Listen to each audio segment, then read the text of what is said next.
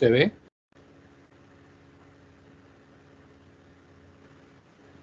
Sí, profe, sí se ve.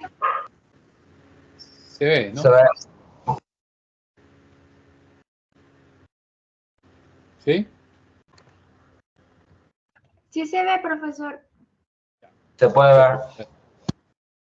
Muchas gracias. Bien, jóvenes. Ahora nos toca, dentro del curso de filosofía, el tema de lógica y epistemología.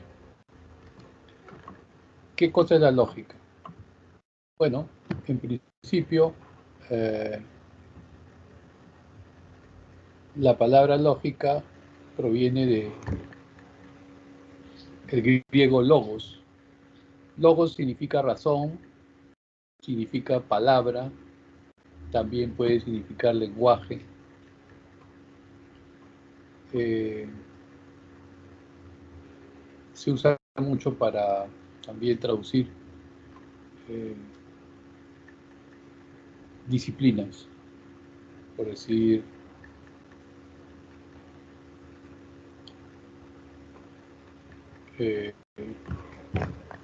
la palabra logos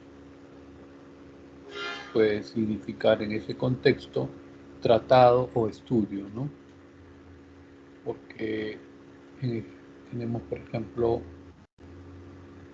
una disciplina cualquiera que puede ser la patología, ¿no es cierto? Tratado o estudio de las enfermedades, ¿cierto? Patólogos. Ahí logía se está utilizando como tratado.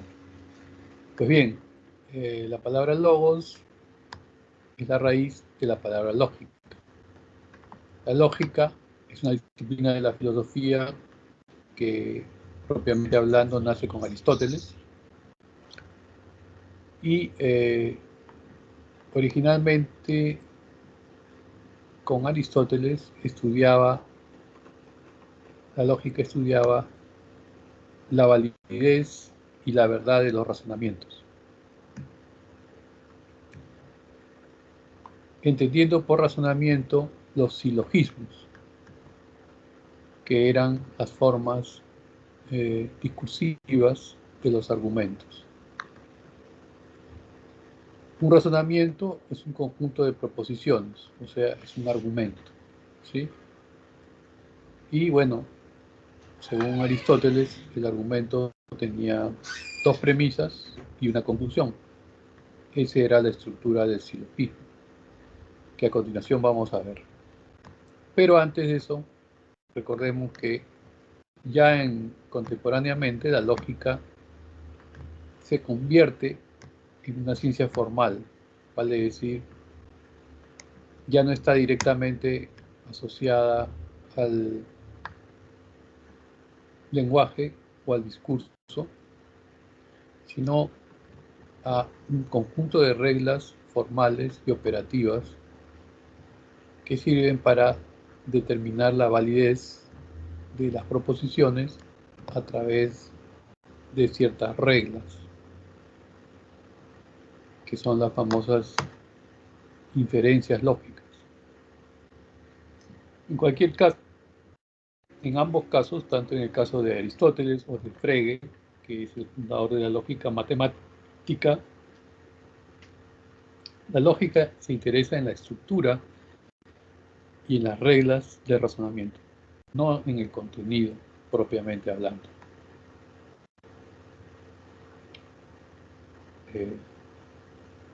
Entonces, con Aristóteles se introduce lo que después se va a llamar silogismo. Por ejemplo, en esta imagen tenemos un ejemplo de lo que sería un silogismo. Todos los monos son ágiles. Algunos lemures no son monos. Algunos lemures no son ágiles. En un silogismo lo que tenemos es la inclusión de un predicado dentro de otro predicado. Vale decir, Para Aristóteles la lógica era más sencilla de lo que es para nosotros. Podemos explicar esto diciendo de que todos los monos son ágiles, nos está indicando que los monos pertenecen al universo de los animales ágiles. Es decir, es una relación de pertenencia la que tenemos que demostrar a través del razonamiento. Luego nos dicen, algunos lemures no son monos. Y en efecto, los lemures pertenecen o no pertenecen en este caso al universo de los monos. Por lo tanto, esos mismos lemures no pertenecen al universo de los animales ágiles. De manera que en el silogismo lo que se trata de establecer es la pertenencia a un universo de cosas o la no pertenencia a este universo de cosas. Es decir, A es predicado de B, B es predicado de C, por lo tanto A es predicado de C. ¿Sí? Esa es básicamente la idea del silogismo y del razonamiento tal como lo concebía Aristóteles. En este caso, A viene a ser monos, B viene a ser ágiles y C viene a ser lemures. ¿Sí? Son tres universos de interrelacionados por la pertenencia o no pertenencia, ¿cierto? Entonces, el universo más amplio es ágiles, animales ágiles, ¿cierto? El elemento intermedio es monos y el elemento más pequeño es lemures, ¿cierto? Entonces, un razonamiento es una estructura conformada por proposiciones, las cuales pueden ser las premisas o la conclusión del razonamiento. En este caso, todos los monos son ágiles, algunos lemures no son monos y algunos lemures no son ágiles. Las tres son proposiciones. Dos de ellas son premisas y la última es la conclusión. Todo el conjunto de estas tres proposiciones constituye el razonamiento o el argumento lógico. Entonces, en el caso de Aristóteles es muy sencillo. El argumento lo que trata de descubrir es si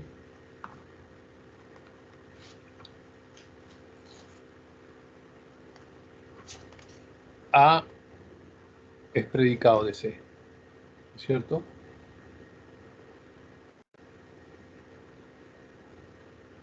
Y hay un intermedio que viene a ser B, en este caso los monos, ¿sí?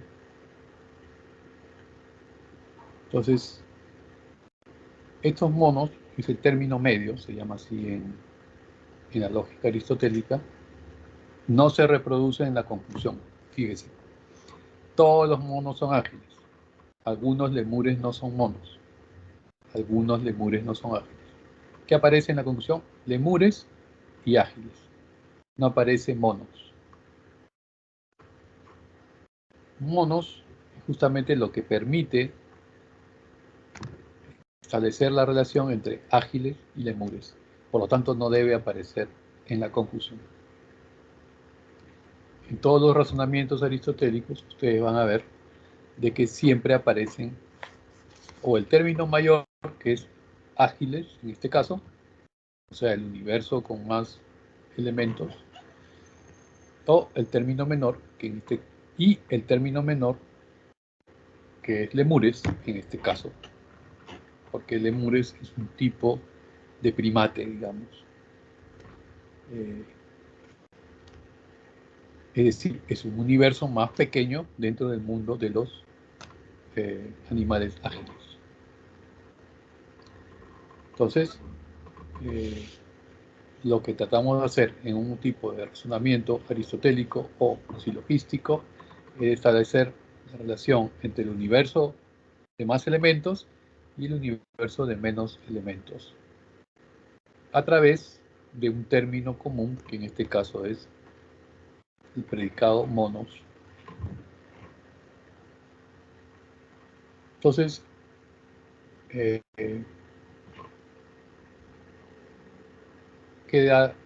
quedar en claro de que para Aristóteles el razonamiento siempre es un silogismo. Para la lógica contemporánea van a ser fórmulas, básicamente, que van a reemplazar a estos silogismos, pero que nacen de ellas, ¿no? En tanto que son simplemente formalizaciones a través de fórmulas de estos silogismos. Bien. Entonces, dadas estos elementos que hemos comentado, debemos comprender cuál es la diferencia entre verdad y validez. La verdad es una cualidad o propiedad que tienen las proposiciones o enunciados respecto de su relación con el mundo exterior. Vale decir, si yo digo la Torre Eiffel está en Francia, voy a decir pues que es una proposición verdadera.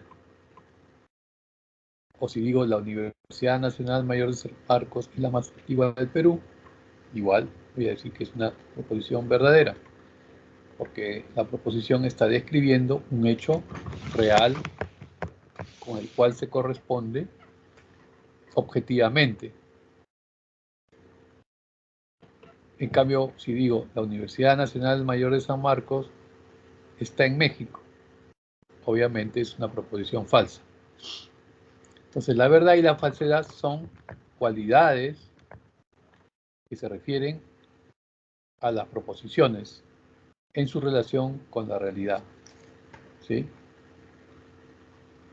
Si estas cualidad con relación a la realidad encaja con la realidad, tenemos una proposición verdadera. Pero si esta no encaja con la realidad, tenemos una proposición falsa. Ahora, ¿qué significa que es una noción semántica? La palabra semántico en griego significa, valga la redundancia, todo lo relativo al significado de una palabra, al significado de una proposición. Si yo digo, ¿qué significa la palabra verdad? Estaré preguntando por el significado, es decir, por el aspecto semántico de esta palabra, ¿sí? La semántica es una parte de la gramática que estudia el significado de las palabras, ¿sí? Bien. Ahora bien, ¿qué cosa es la validez?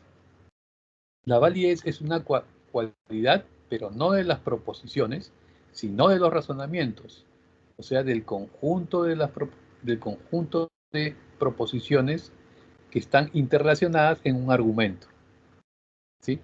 Por ejemplo, cuando veíamos el silogismo aristotélico, volvamos un poco aquí, decíamos, todos los monos son ágiles, algunos lemures no son monos, algunos lemures no son ágiles. Bien, en este caso estamos frente a un razonamiento que tiene tres proposiciones. Y la validez es una propiedad de los razonamientos, no de las proposiciones. ¿Qué es lo que determina la validez? Que el razonamiento se efectúe de manera coherente de acuerdo a un conjunto de reglas, ¿sí? El razonamiento, para ser válido, tiene que cumplir los requisitos de las reglas deductivas. Si el razonamiento no cumple con estos requisitos, no cumple con estas reglas, entonces es inválido, ¿sí? Un razonamiento válido es aquel razonamiento que cumple con las determinaciones formales, las normas de todo razonamiento. ¿Cuáles son esas normas? Bueno, en el caso de Aristóteles, eran unas normas mucho más elementales que las que se utilizan en la lógica actual, ¿no? Pero, por ejemplo, Aristóteles hablaba de algo muy evidente. Por ejemplo, si vamos aquí al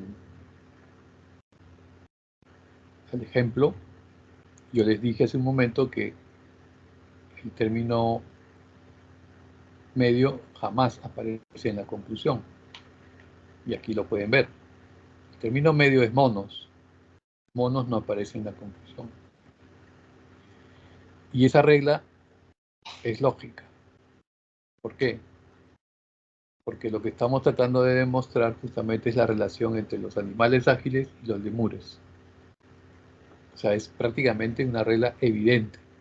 No tiene sentido hacer una conclusión a partir de los monos, porque la información acerca de los monos está clara. Lo que estamos preguntando es por si los lemures son ágiles o no son ágiles. Pero bueno, esta era una regla de Aristóteles que se volvió una norma para llevar a cabo los razonamientos de manera más correcta. Estos razonamientos luego, o estas reglas, luego se han formalizado. Y tenemos, por ejemplo, la regla del modus ponens, P entonces Q, P, Q. Si P entonces Q, y tenemos P, conclusión, tenemos Q. Por decir, P, todos los hombres, Q, son mortales. P, Sócrates es hombre, Q, Sócrates es mortal. ¿Sí? Por poner un ejemplo. Lo mismo en el silogismo disyuntivo, P o Q, no P, no da Q.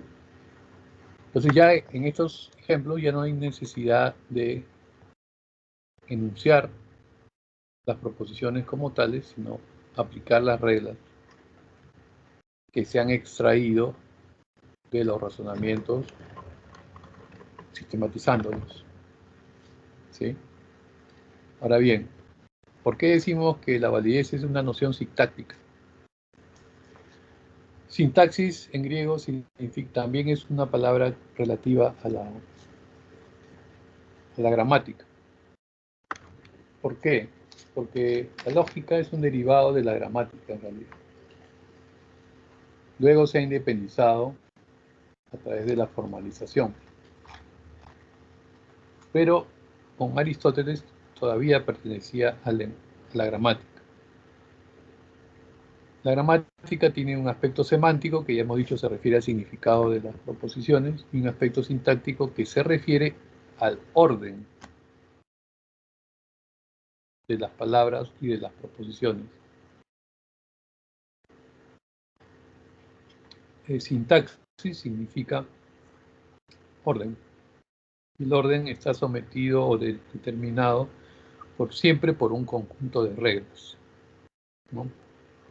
En la gramática, por ejemplo, las reglas de la conjugación, por decir, en castellano, si yo quiero conjugar la palabra trabajar o el verbo trabajar, voy a decir yo trabajo. Según la regla, la primera persona del singular, la terminación es en O. Esa es la regla. La regla no es que yo diga yo trabajamos.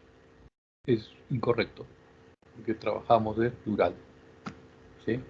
Entonces la sintaxis lo que nos enseña es utilizar unas reglas determinadas, en el caso del lenguaje, para todos los fenómenos lingüísticos y en el caso de la lógica, para producir correctamente los razonamientos. ¿Sí? Entonces, la verdad es una proposición, es una cualidad semántica ligada a las proposiciones, mientras que la validez es una cualidad sintáctica ligada a los razonamientos. ¿Sí? Son dos cosas diferentes. Entonces, un razonamiento será inválido si es que no está producido a través de las reglas correctas para producirlo. ¿Sí? Bien. Entonces, ahora vamos a revisar lo que son las falacias. Las falacias son argumentos, o mejor dicho, pseudoargumentos. ¿Sí? Son pseudoargumentos en el sentido de que parecen argumentos, es decir, parecen razonamientos con conclusiones válidas o parecen razonamientos correctamente producidos.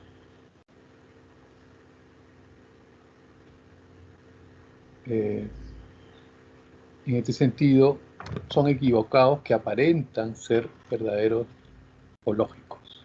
Son razonamientos que no son verdaderamente razonamientos, sino que son errores de razonamiento, pero que pretenden pasar por razonamientos. Como son muy parecidos a los razonamientos correctos, no son evidentes en su error.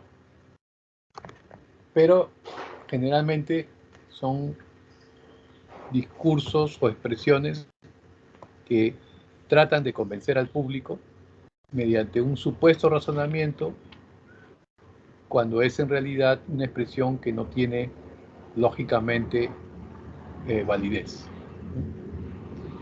Así, hay falacias formales y falacias no formales.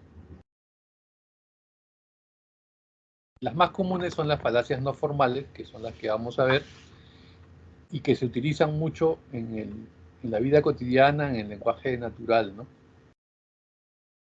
Entre ellas están las falacias de atingencia.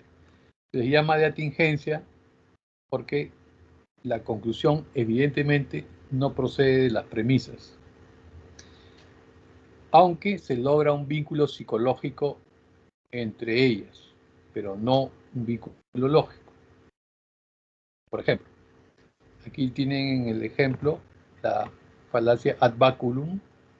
Baculum significa bastón en latín. Me imagino que por eso se llama, lo traducen como a la fuerza, ¿no? ¿Qué se trata de demostrar o qué se trata de mostrar en una falacia ad baculum? Se intenta demostrar algo, pero a través de la amenaza, de la fuerza, de la coacción. Es decir, tienes que hacer tus tareas. Ahí el personaje dice, de Mafalda dice, pero ¿por qué tengo que hacerlo? Porque te lo ordeno yo, que soy tu madre. Bueno, ahí no hay ninguna corrección lógica, simplemente es una orden que se le está dando a la niña, ¿no? U otro, si no pagas tus impuestos, entonces te embargarán el sueldo. Y si te embargan el sueldo, irás preso. ¿Sí? Ahí donde está la falacia. Bueno, es cierto que si no pagas, te embargan, pero es difícil de que porque te embarguen te vayas preso. Eso sí ya implicaría un juicio, un proceso judicial. Eso demora un tiempo y bueno, ¿no? No necesariamente va a ser uno sometido a la cárcel. Luego tenemos el famoso argumento ad hominem, contra el hombre, donde no se trata de demostrar la incorrección o el error de un argumento, sino de mostrar que quien ha dado el argumento no tiene ni la capacidad ni la autoridad para sostenerlo.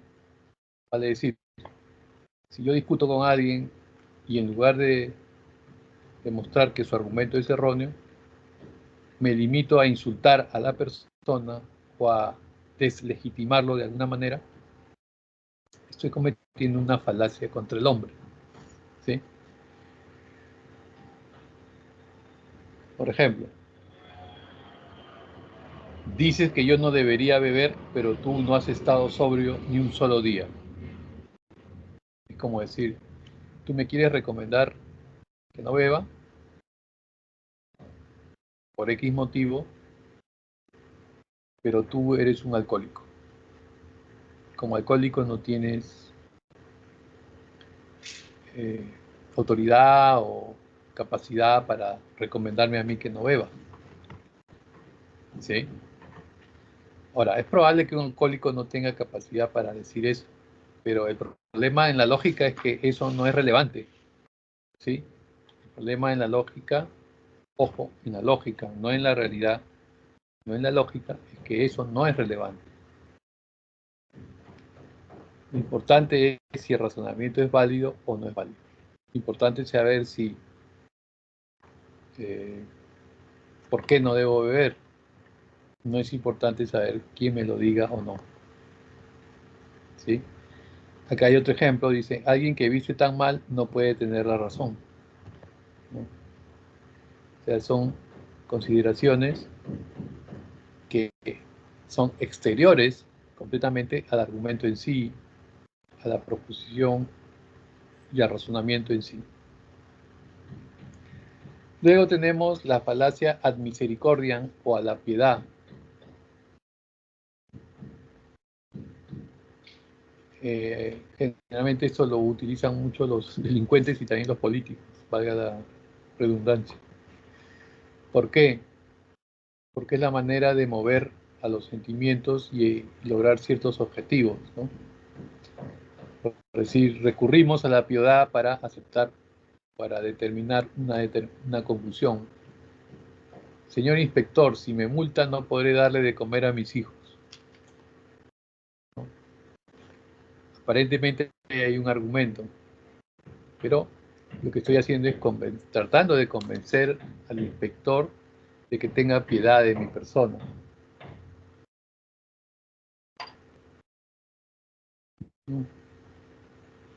Aquí en el ejemplo dice, disculpe señorita, ¿podría comprarme esta crema para las manos? No, gracias. Por favor, cómpremela. Es que no he vendido nada en todo el día y me van a correr. Tengo a mi mamá enferma y necesito dinero, etc. Bueno, esa es una falacia ad misericordia. Luego tenemos la falacia ad ignorantiam. Se sostiene la verdad de una proposición aunque no se haya demostrado su falsedad, o viceversa. Por ejemplo, nadie puede probar que no haya una influencia de los astros en nuestra vida. Correcto, no se puede probar, pero tampoco se puede afirmar. Sin embargo, en la falacia ad ignorantiam, concluimos que las predicciones de la astrología son verdaderas justamente porque no se puede probar que no haya una influencia. ¿Sí? O, como dice acá, el sol es hueco. Bueno, eso no lo podemos saber. Como no lo puedes probar, es verdad que es hueco. ¿Sí? Luego tenemos el argumento ad populum, que quiere decir hacia el pueblo, que es muy típico de los políticos,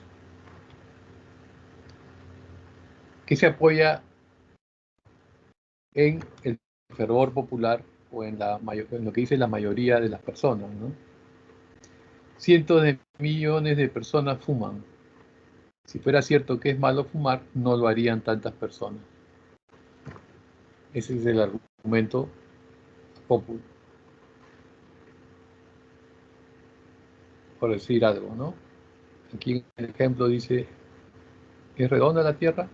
Todo el mundo sabe que es plana. O sea, que todo el mundo diga que algo es cierto no quiere decir que la cosa tal sea cierta, ¿sí? Pero ese es el argumento ad populum. Hablar por la mayoría de personas.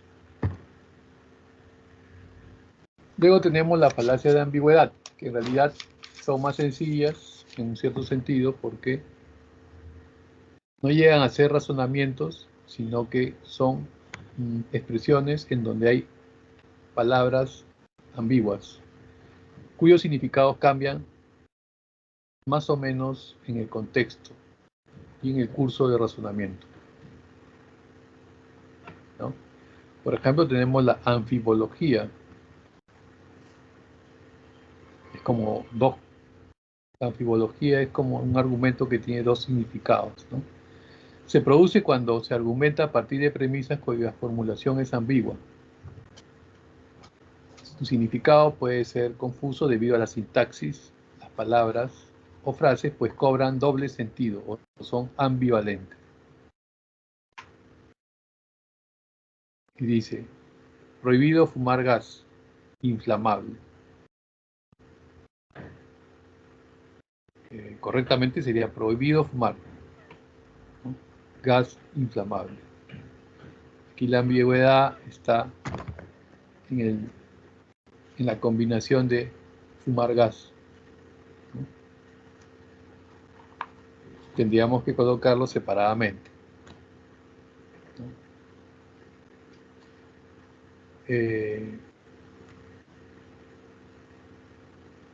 Otra anfibología u otra ambigüedad. Me encontré con un amigo, iba descalzo. Obviamente iba descalzo no tiene nada que ver con el hecho de encontrarme con un amigo. Pero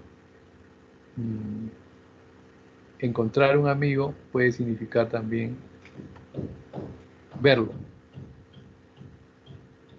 ¿sí? Entonces ahí el verbo encontrar está cumpliendo dos funciones distintas, ¿no? Uno, encontrarse con alguien físicamente, y otra, verlo cómo estaba vestido o verlo cómo estaba presentado. Y la otra falacia de ambigüedad sería el énfasis. Se comete en el momento en que el autor del argumento acentúa exageradamente una frase del argumento con la finalidad de concitar la atención de la audiencia. Sin embargo, el significado en sí es muy diferente de la palabra o frase enfatizada. Por ejemplo, tenemos acá una mujer que dice, basta de maltratar mujeres. Y el hombre le dice, disculpe, ¿podrían expresarlo sin que parezca que todos los hombres tienen la culpa?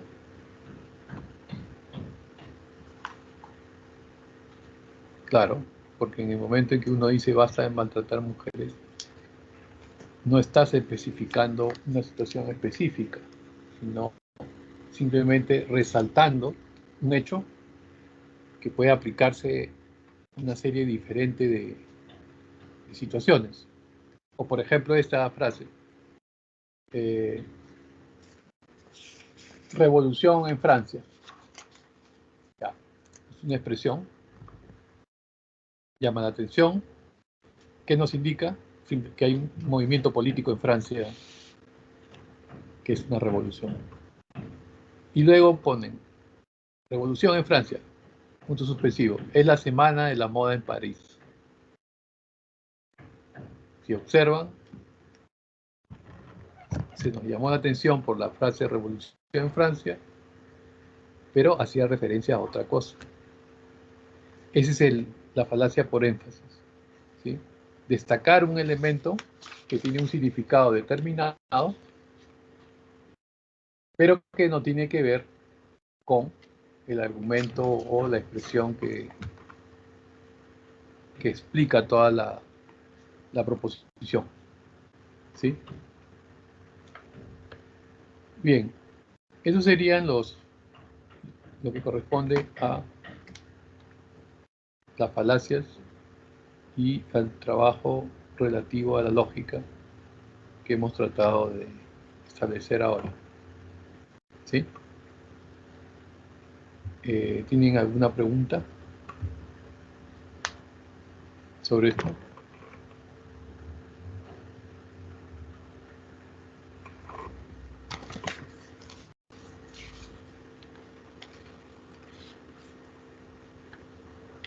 Bien. Para ilustrar un poco estas falacias, me gustaría que revisáramos un momento los ejercicios de evaluación que están en su librito que deben tener de ejercicios, ¿sí? Me gustaría que revisemos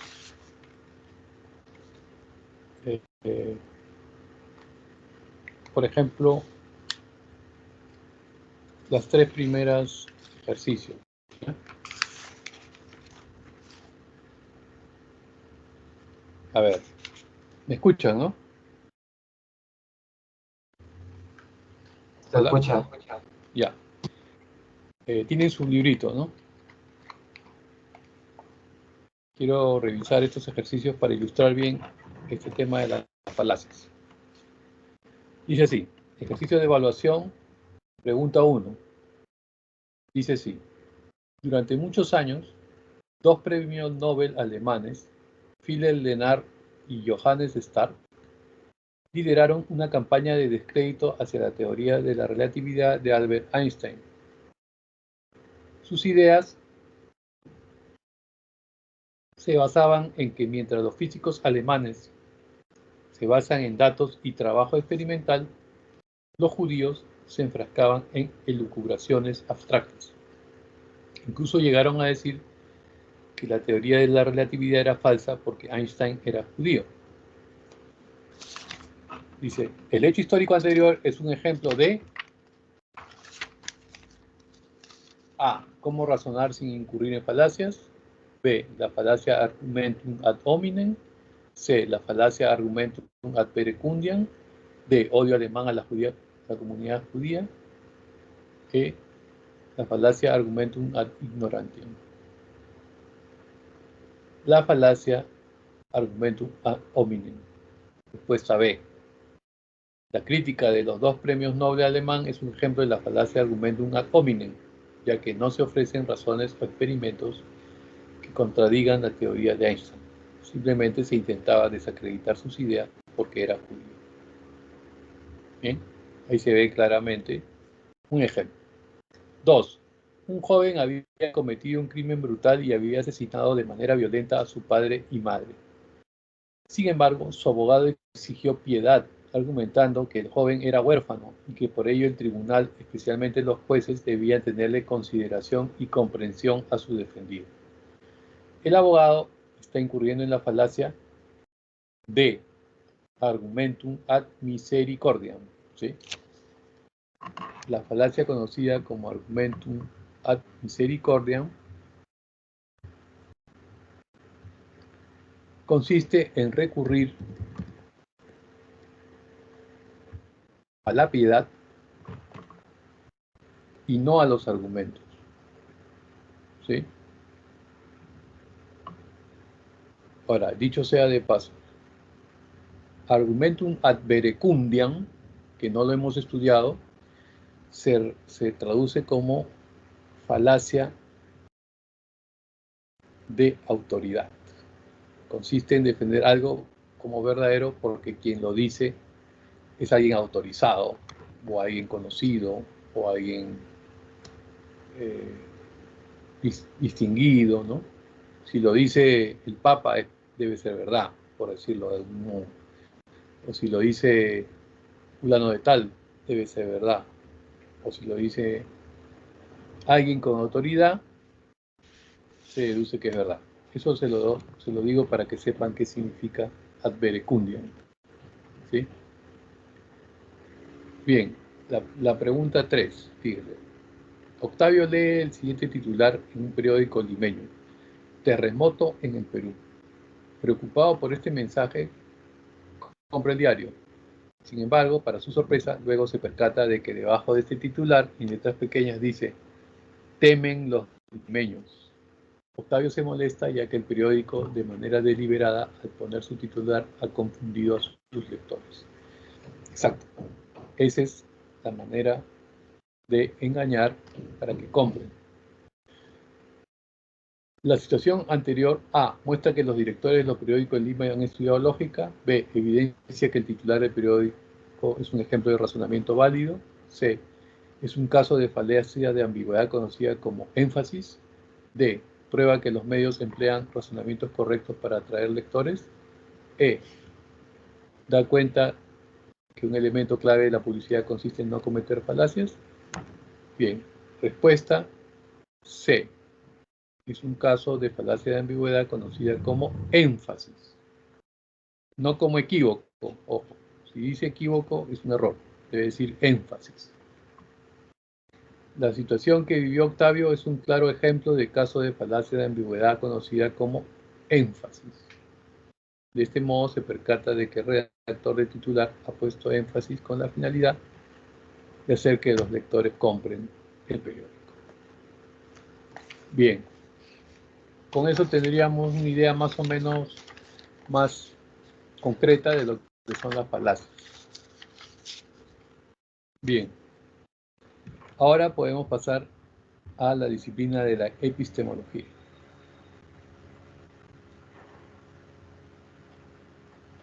Para comenzar, ¿qué significa epistemología?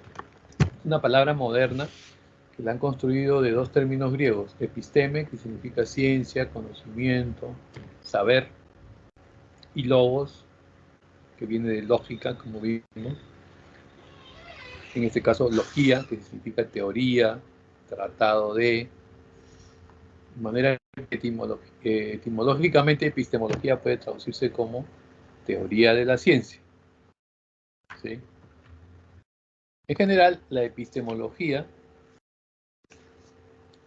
se ocupa de la fundamentación de la ciencia, de la estructura de la ciencia, de las teorías científicas, del método científico y de las condiciones de validez para que se dé todo conocimiento científico.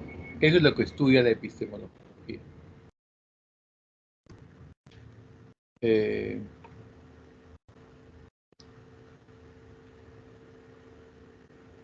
¿En qué sentido?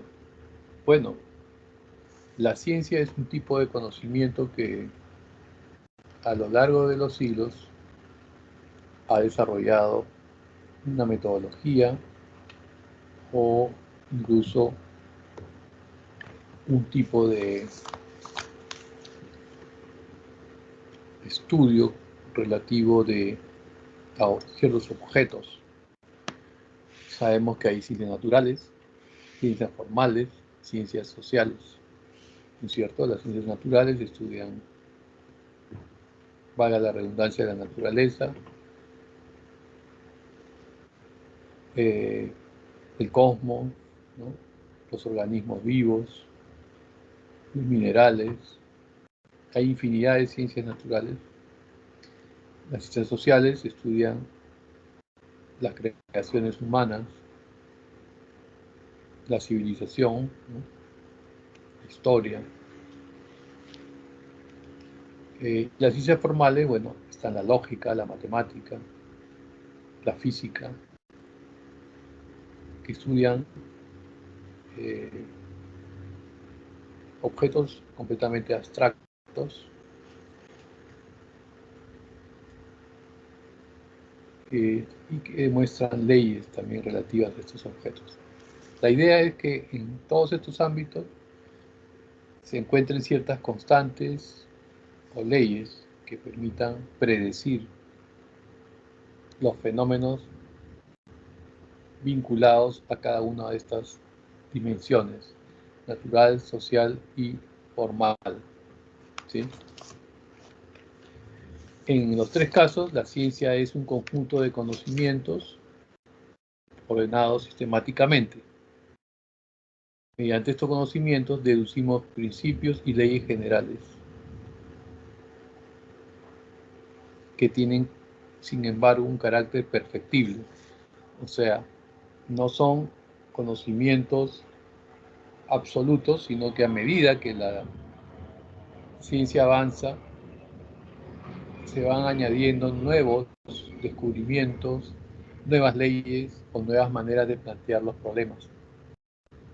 ¿Sí?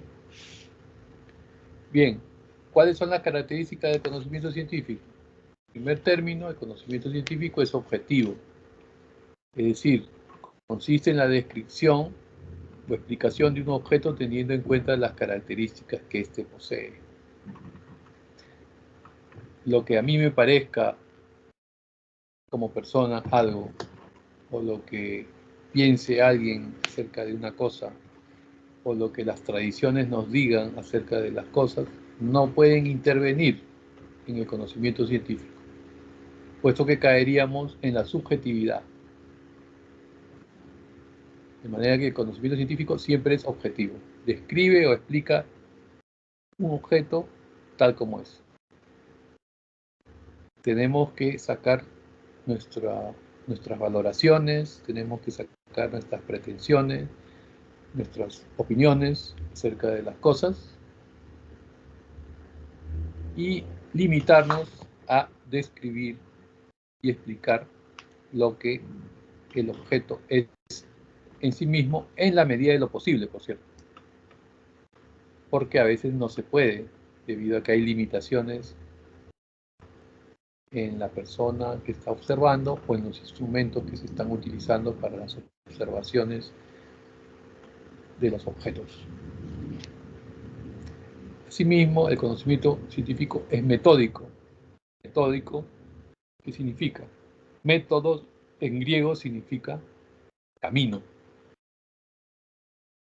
¿Sí? Método significa camino. ¿Qué significa que el conocimiento científico es metódico? Que sigue reglas, que tiene unas secuencias, un protocolo para investigar. ¿Sí? Tiene un procedimiento, tiene un conjunto de normas que permite establecer la investigación y conocer o intentar conocer el objeto que se pretende estudiar. ¿Sí? Asimismo, el conocimiento científico es racional, es decir, utiliza conceptos para expresarse. ¿Sí? No utiliza metáforas, no utiliza expresiones poéticas, ¿sí? Utiliza conceptos, de manera que la explicación sea coherente y sistemática, carezca de ambigüedad, ¿no es cierto? Sea en la medida de lo posible lo más clara, por ello es que es racional y conceptual. ¿Sí? Asimismo, se dice que el conocimiento científico es racional, es fundamentado. ¿Qué significa fundamentado? Que para poder hablar de algo tienen que existir pruebas y demostraciones de estas pruebas. Es decir, un conocimiento que simplemente diga, bueno, la Tierra es redonda. Bueno, está muy bien, ya sabemos que eso es verdad, pero tenemos que demostrarlo para que sea un conocimiento científico. No basta con que me parezca que es redonda para que yo demuestre científicamente que la Tierra es redonda. Hay una serie de experimentos que puedo hacer para demostrarlo. Esa es la prueba, esa es la demostración en la ciencia. Si yo digo,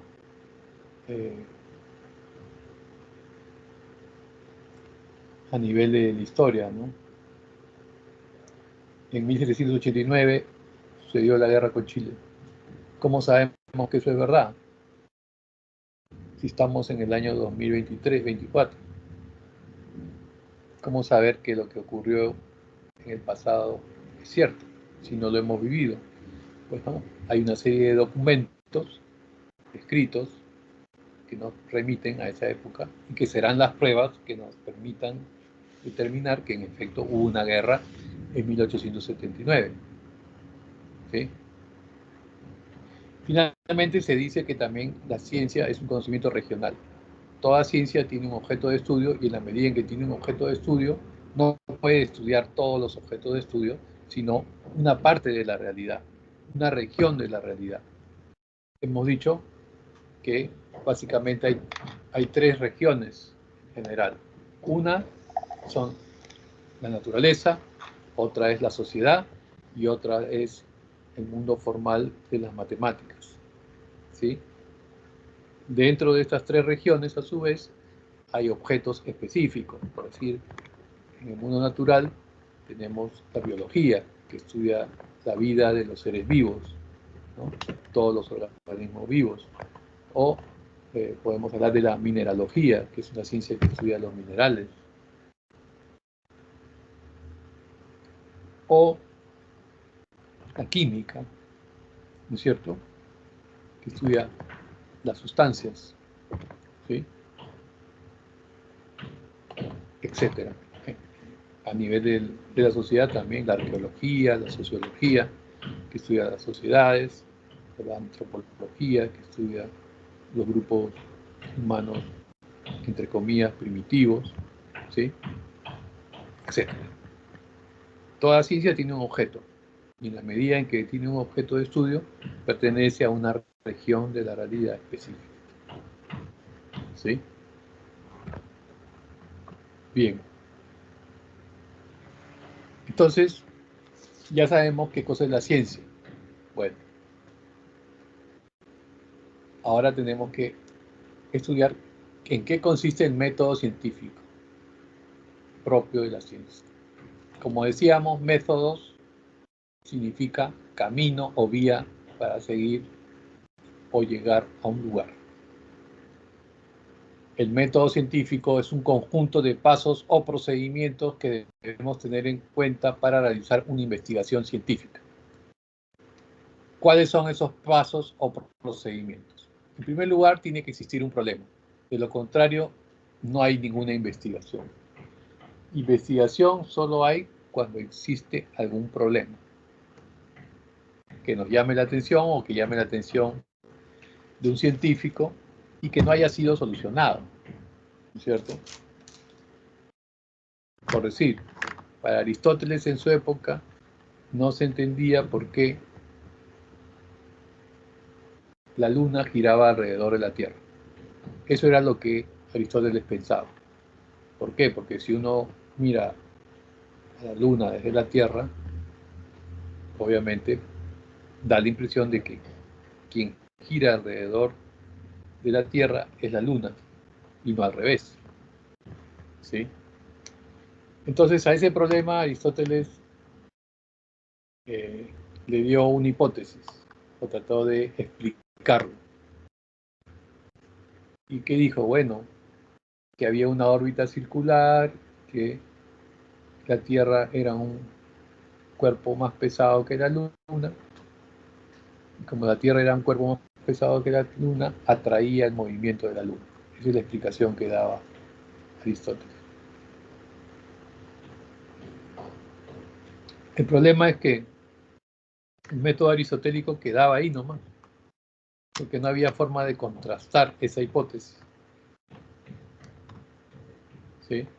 Porque no habían las herramientas para hacer experimentos, ¿sí?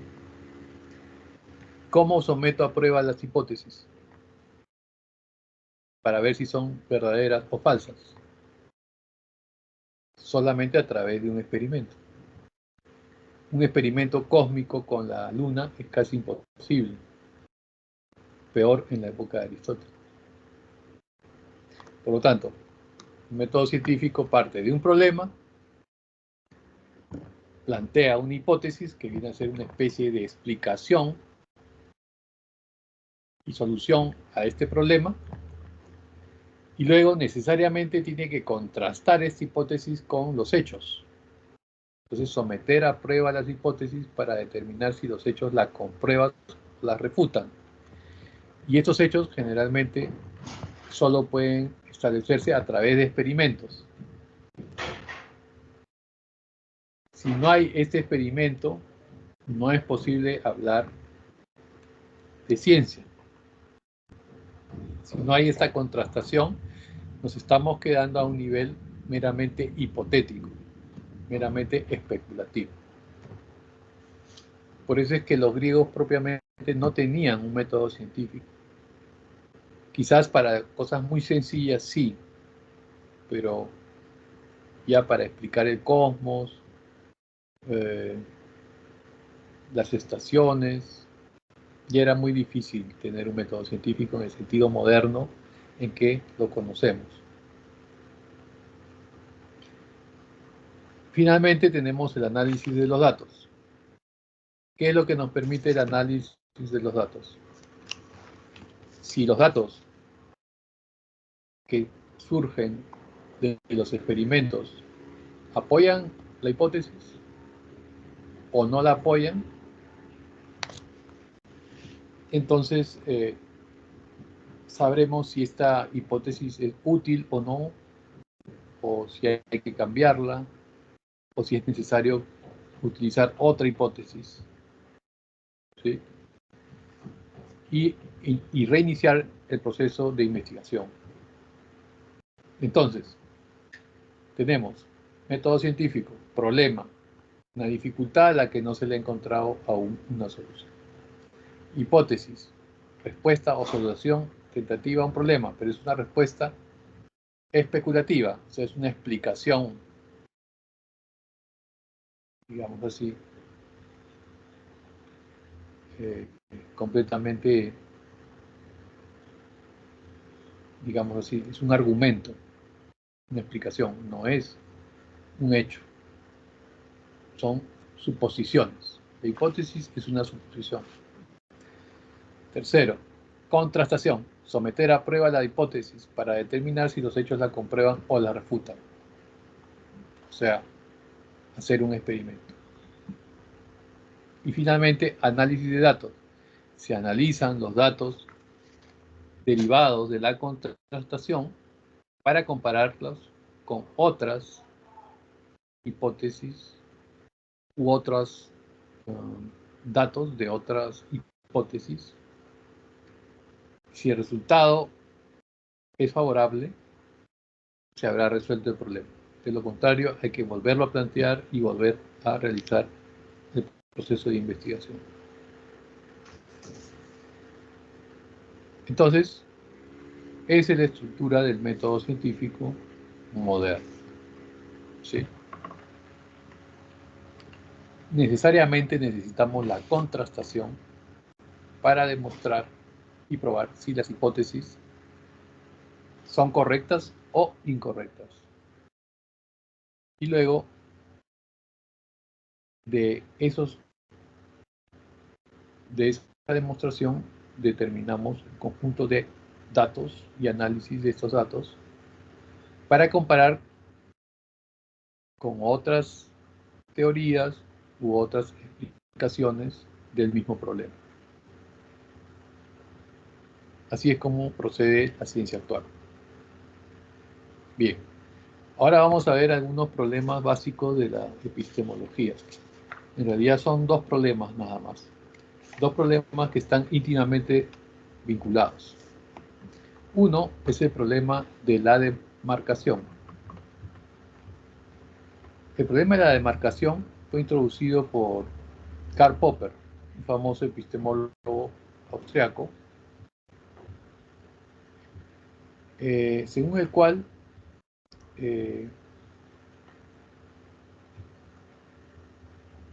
las ciencias no proceden por verificación. ¿Qué significa esto?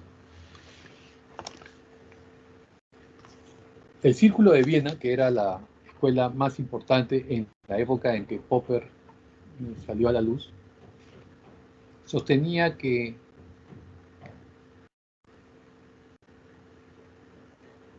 las hipótesis que manejaba cualquier ciencia debían ser enriquecidas, ¿no? O, digamos así, fortalecidas, ¿no es cierto?, con los datos de la experiencia sensible, con los datos de los experimentos, con los datos de las experiencias. De manera que la verificación consistiría justamente en verificar si las hipótesis coinciden con los hechos. Esa es la explicación que daban los positivistas o neopositivistas del Círculo de Viena para determinar que un conocimiento sea o no científico. Vale decir, si una hipótesis, al ser contrastada, coincide con los datos de la experiencia sensorial, entonces es una hipótesis científica. Las hipótesis y teorías que no pueden ser verificadas carecerían de toda cientificidad. ¿Sí? Ojo. Acá lo que el verificacionismo sostiene es que las hipótesis científicas siempre recurren a hechos observacionales que las corroboran. Eso hace que una hipótesis sea científica, según el Círculo de Viena. Pero eso trae un problema. ¿Por qué? Porque puede ser de que una hipótesis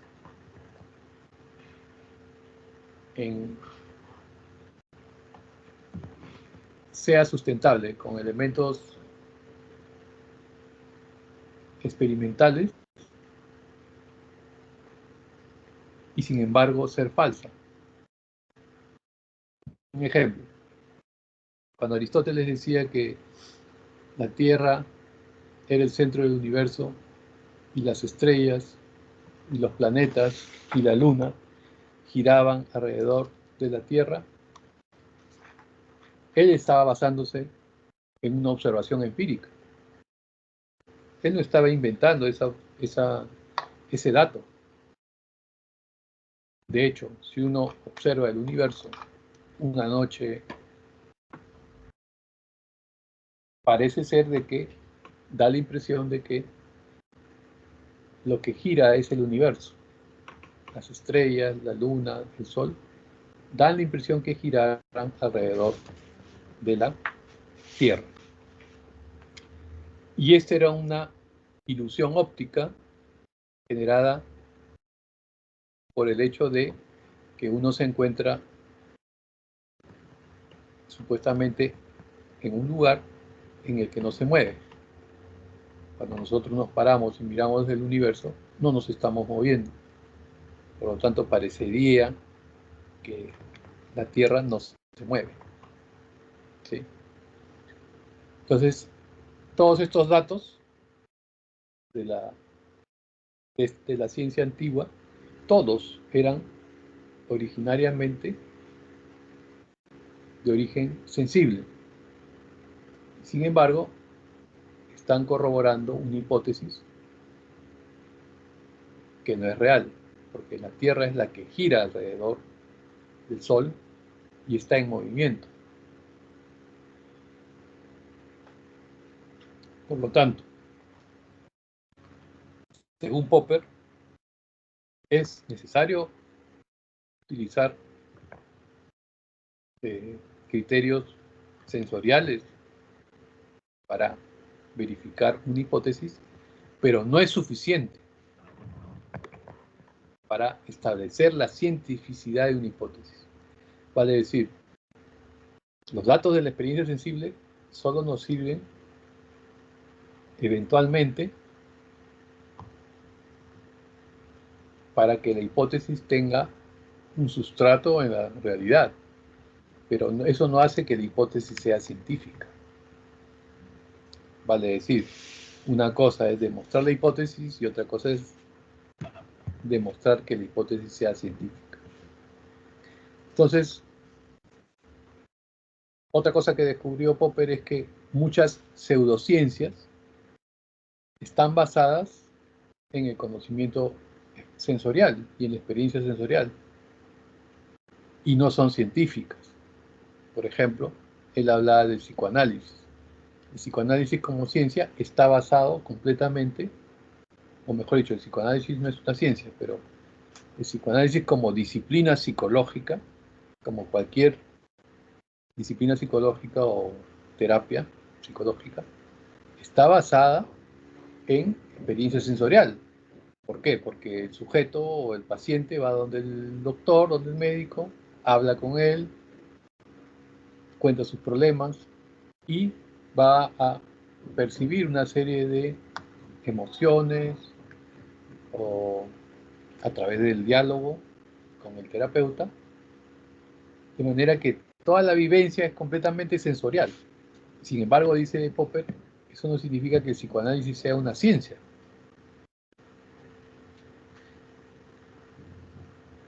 De hecho, yo no puedo reproducir un experimento a través del psicoanálisis, porque cada terapia que haga entre el médico y el paciente siempre va a ser algo muy particular, muy personal, muy subjetivo, que se va a comunicar a través de los sentidos, pero que no va a poder ser sistematizado científicamente, como veíamos con respecto al método científico. Entonces, el Círculo de Viena, según Popper, fallaba en su explicación de descubrir un criterio demarcatorio que distinga la ciencia de las disciplinas que no son científicas o que son pseudociencias, según el punto de vista de Popper. ¿Sí? ¿Cuál es el criterio para descubrir que una hipótesis es verdaderamente científica? No es descubrir datos de la experiencia sensible, sino lo que va a llamar Popper el falsacionismo. ¿Qué cosa es el falsacionismo?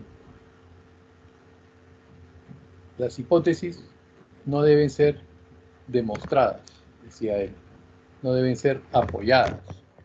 Una verdadera hipótesis científica o una verdadera hipótesis es científica cuando puede ser más bien refutada o falsada. ¿Sí? ¿Por qué? Porque la ciencia no es un conocimiento cerrado. La ciencia es un conocimiento que siempre está en desarrollo. Entonces, ¿en qué consiste el falsacionismo? Será buscar un contraejemplo a la hipótesis dada. Por decir, todos los cuervos son negros. ¿Sí? La hipótesis es todos los cuervos son negros. ¿Lo podemos esto demostrar empíricamente a través de la experiencia sensible? Sí. Si vemos un cuervo, sabremos que ese cuervo es negro. Sin embargo, el falsacionismo lo que nos dirá es busquemos un cuervo que no sea negro.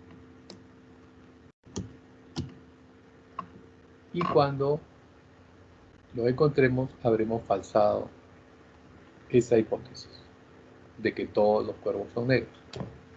Ahora, ustedes me dirán, pero ¿qué sentido tiene falsar si sabemos que todos los cuervos son negros? En efecto.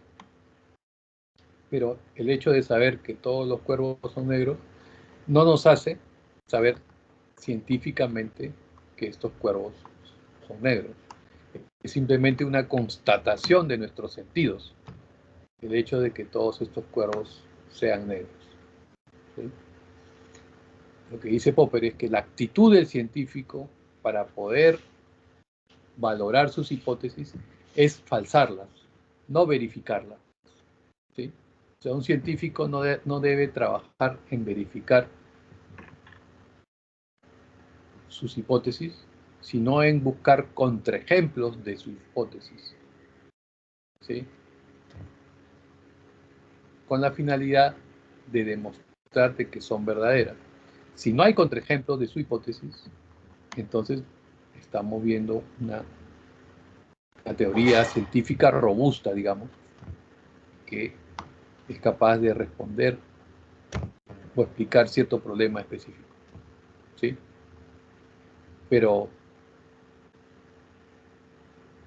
eso no significa que los datos de la experiencia sensible no sean fundamentales. Sí, pero lo que hay que buscar son aquellos datos que contradigan la hipótesis, ¿sí? Vale decir, si todos los cuervos son negros, voy a buscar un cuervo blanco. O si todos los cisnes son blancos, voy a buscar un cisne negro.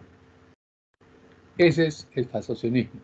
Buscar un contraejemplo a la hipótesis. Si la hipótesis se comprueba, entonces tenemos todavía una hipótesis robusta dentro de una teoría científica. Pero si la hipótesis no se comprueba, entonces hay que volver a investigar el fenómeno. Entonces, lo que dice Popper es que para saber si una teoría es científica, no podemos recurrir al verificacionismo, sino más bien al falsacionismo, ¿sí? El verificacionismo solo nos sirve para añadir, digamos así, elementos a favor de la hipótesis. Pero para saber si realmente esa hipótesis es científica, tenemos que someterla a un contraejemplo. Tenemos que falsarla. Y si esta hipótesis realmente atraviesa o supera la falsación, ¿sí?, tenemos que sostener de que la hipótesis es robusta, de que la teoría en este momento es una buena teoría.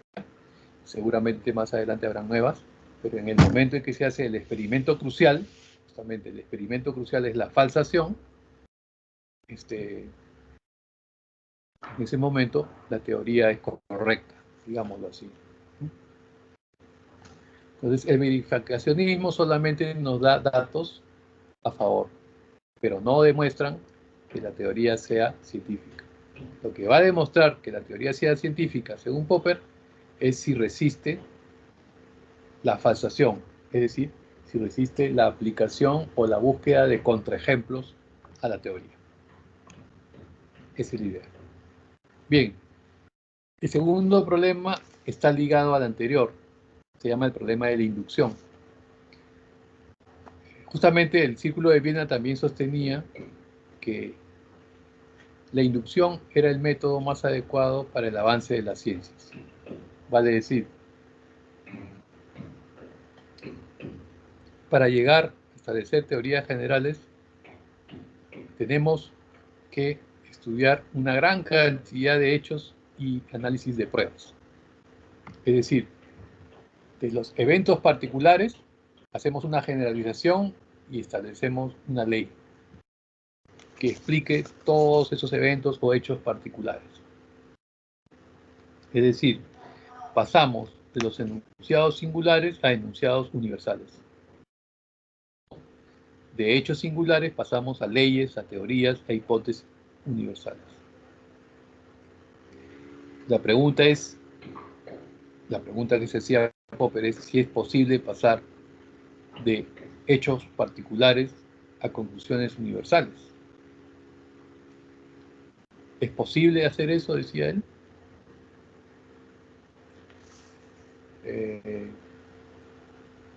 En realidad, cuando uno hace una inducción, se produce algo así como un salto, ¿no?, entre la realidad concreta y la realidad abstracta de los conceptos.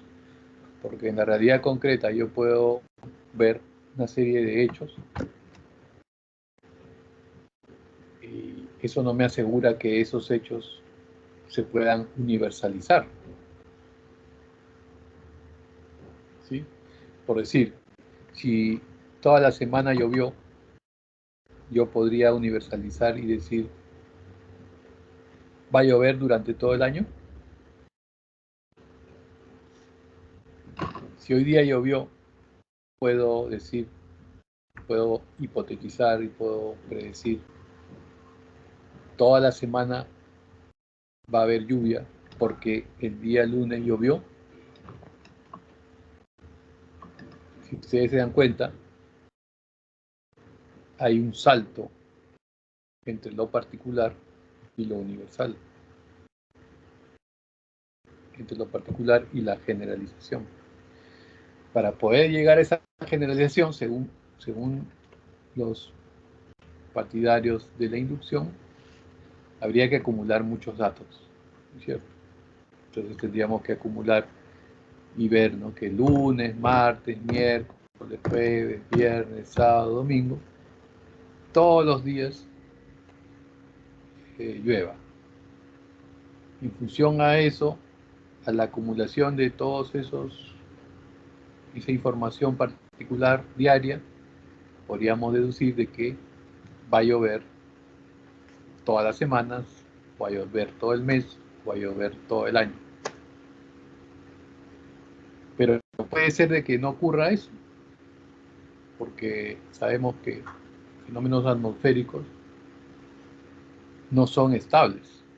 Sabemos, por ejemplo, de que el fenómeno del Niño llega siempre, todos los años, pero no llega del mismo modo, porque siempre hay una introducción de un factor aleatorio que tiene que ver con los vientos, o si se produce un fenómeno en el polo norte, llega lo que le llaman un frente frío, una cantidad de viento helado que va a influenciar también, y eso va a hacer de que el fenómeno del Niño llegue más fuerte o menos fuerte, o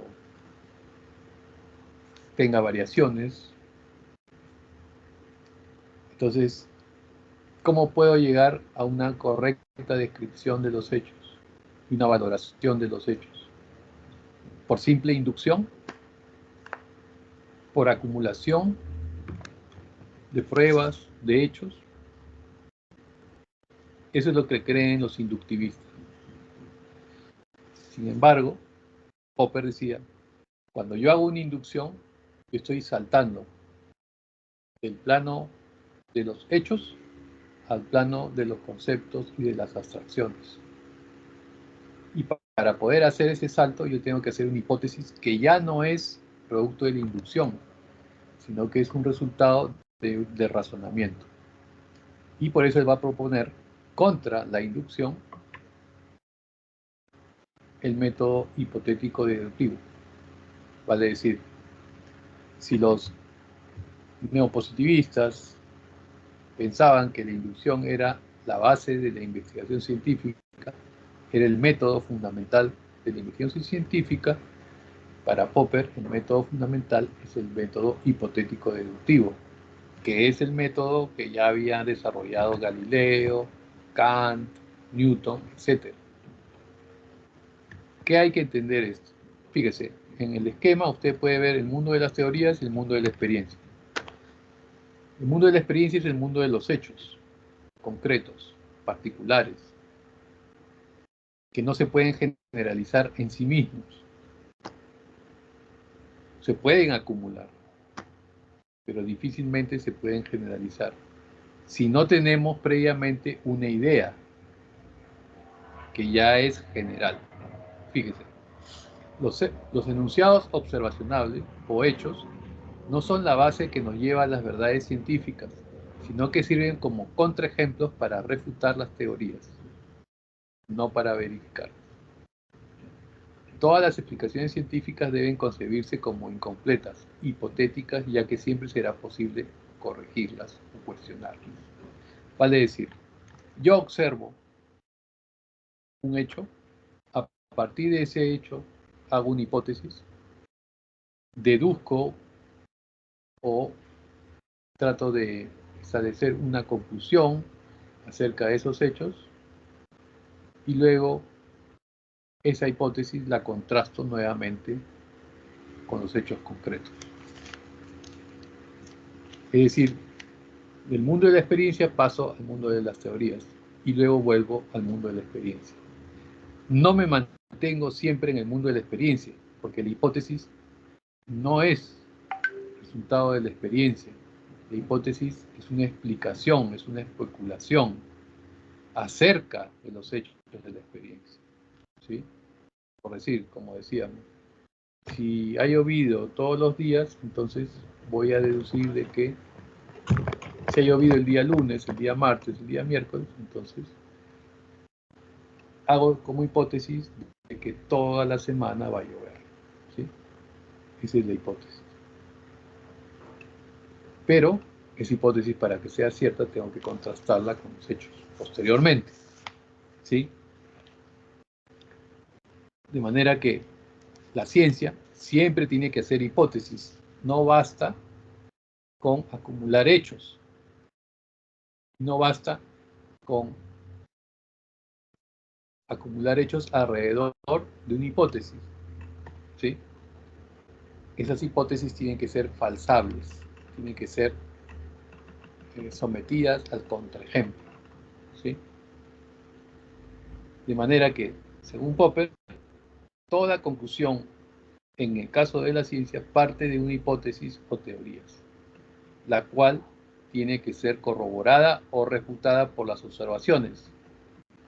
Es decir, como cuando hablábamos de los cuervos, por muchos millones de cuervos negros que veamos, nunca podremos afirmar que todos los cuervos son negros. De manera científica, no.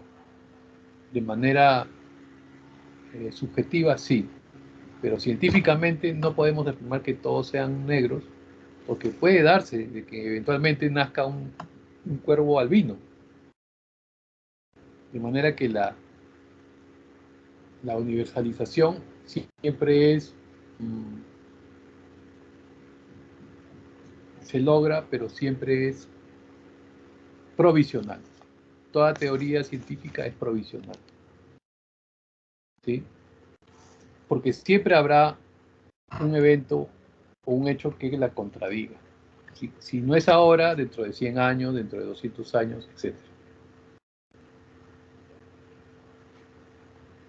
Por ejemplo, ¿cómo descubrieron que la Tierra no estaba fija, sino que era la que giraba alrededor del Sol? Uno de los descubrimientos fue a través del telescopio.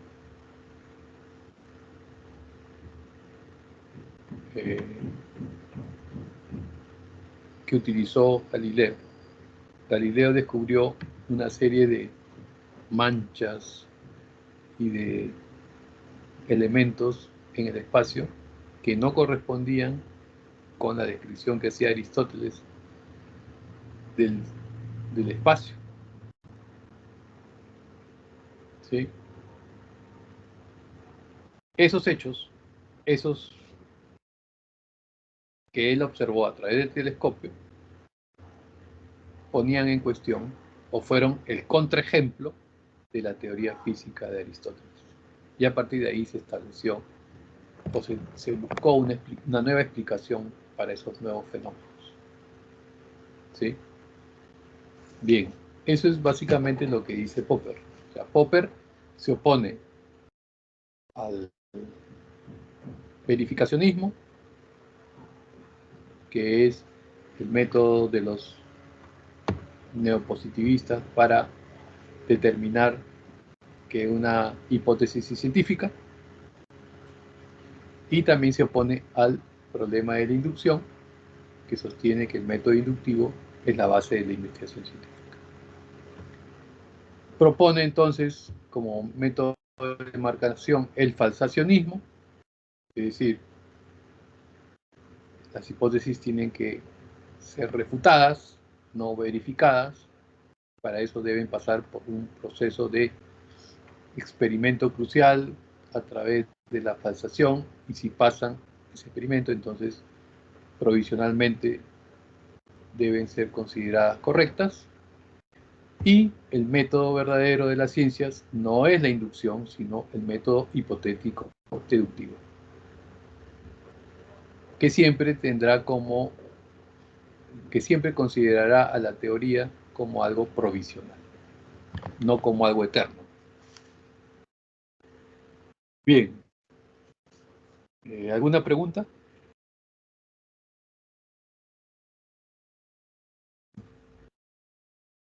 Bien. ¿Sí? Bien. Entonces podemos pasar a los otros ejercicios que faltan resolver. Bien. En primer lugar, veamos la lectura complementaria, que es la lectura de un texto de Popper, precisamente, donde él va a mostrar justamente estas diferencias que estamos estudiando. Dice así: la creencia de que la ciencia procede de la observación a la teoría está tan difundida y es tan fuerte que mi negación de ella a menudo choca con la incredulidad. Hasta se ha sospechado que soy insincero, de que niego lo que nadie en su sano juicio puede dudar. En realidad, la creencia de que podemos comenzar con observaciones puras, sin nada que se parezca a una teoría, es absurda. Ese absurdo queda bien ilustrado por la historia del hombre que dedicó su vida a la ciencia natural, anotó todo lo que podía observar y transmitió su inapreciable colección de observaciones a la Royal Society para que se le usara como material inductivo. Esa historia nos muestra que, si bien la recolección de escarabajos puede ser útil, la de las observaciones no lo es.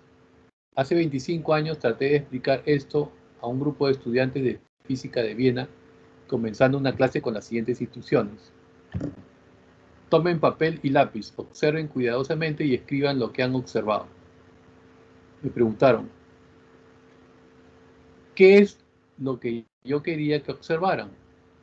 Evidentemente la indicación observen es absurda. La observación siempre es selectiva. Necesita un objeto elegido, una tarea definida, un interés, un punto de vista o un problema. Y su descripción presupone un lenguaje descriptivo, con palabras apropiadas, presupone una semejanza y una clasificación, las que a su vez presuponen intereses, puntos de vista y problemas. O sea, lo que nos está diciendo Popper es que toda observación, toda investigación empírica ya está determinada por un plan previo que es hipotético, que es abstracto, que es conceptual. Yo no puedo ir a observar la nada.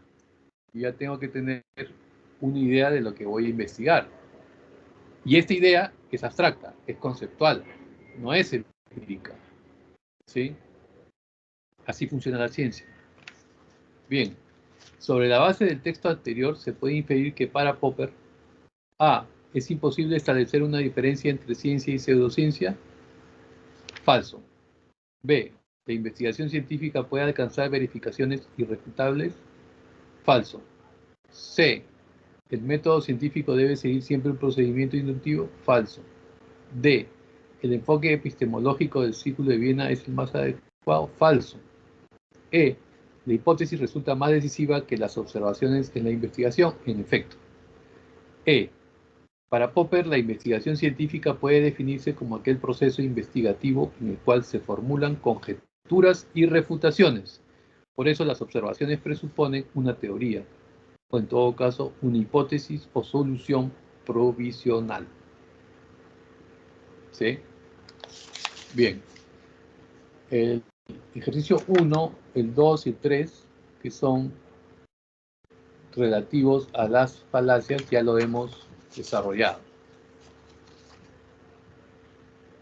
De manera que pasamos al ejercicio 4, que dice lo siguiente.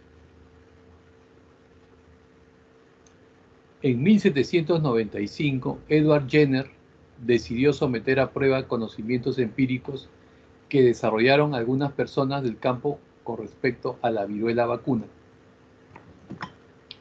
Si se contagiaban de viruela vacuna, se volvían inmunes contra la viruela humana. Jenner tuvo la idea de inocular a una persona sana, a un niño, con la viruela de las vacas, para conferirle inmunidad frente a la viruela humana. El pequeño desarrolló una leve enfermedad entre el 7º y el 9º día. Una vez recuperado, inoculó al niño con la temida viruela, pero no enfermó. ¿Sí? O sea, el niño ya había desarrollado los respectivos anticuerpos. Por lo expuesto anteriormente, la investigación de Jenner se relaciona con la etapa del método científico denominada A. Contrastación de hipótesis. Así es. Respuesta correcta A. Solución. Edward Jenner decidió someter a prueba sus hipótesis. Empezó a probar ese conocimiento empírico y tuvo la idea de inocular a una persona sana con la viruela de las vacas para conferirle inmunidad frente a la terrible enfermedad.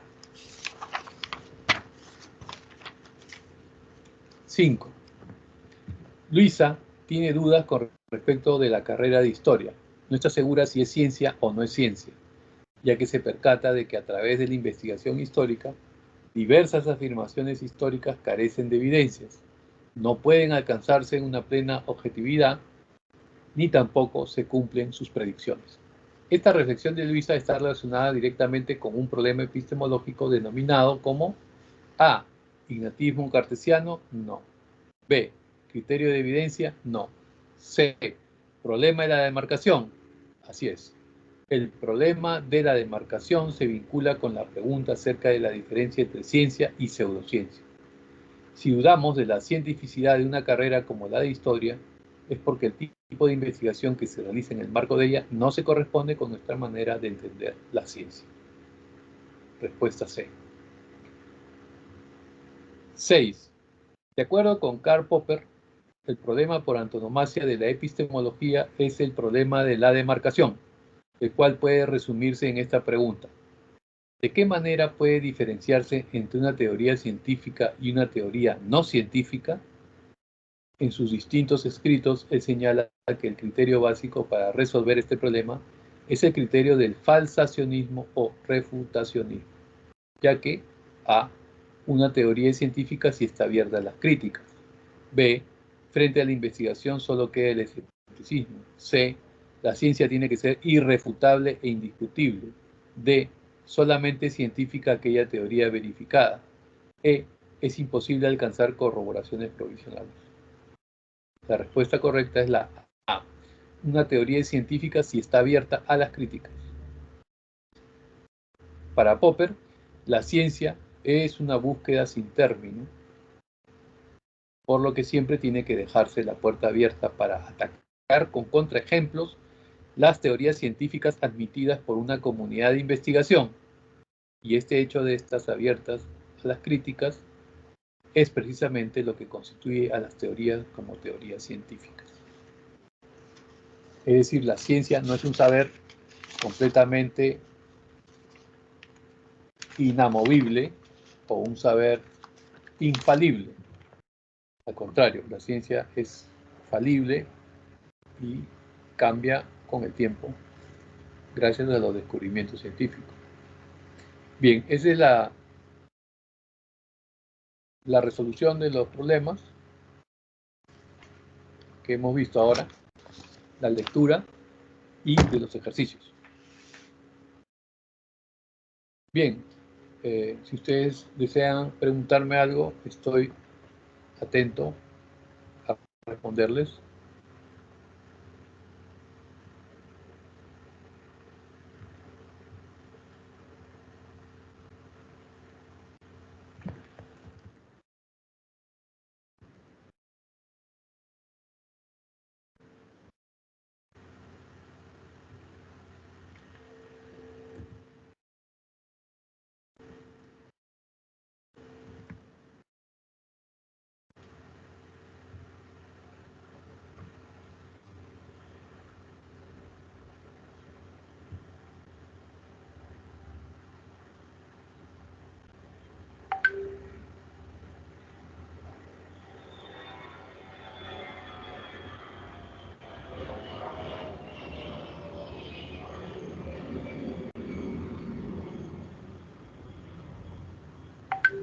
Cualquier pregunta, cualquier duda.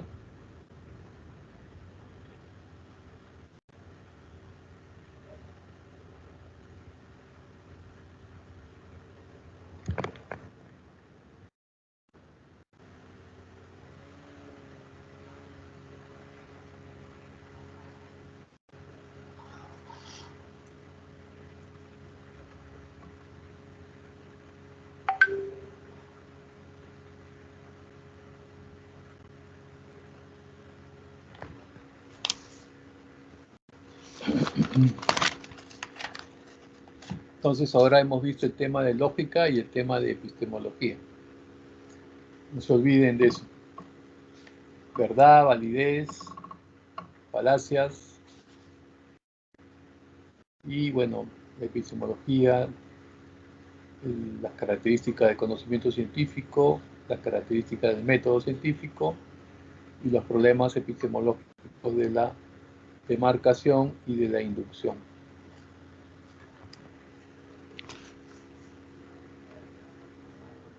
Ese ha sido nuestro estudio de hoy día.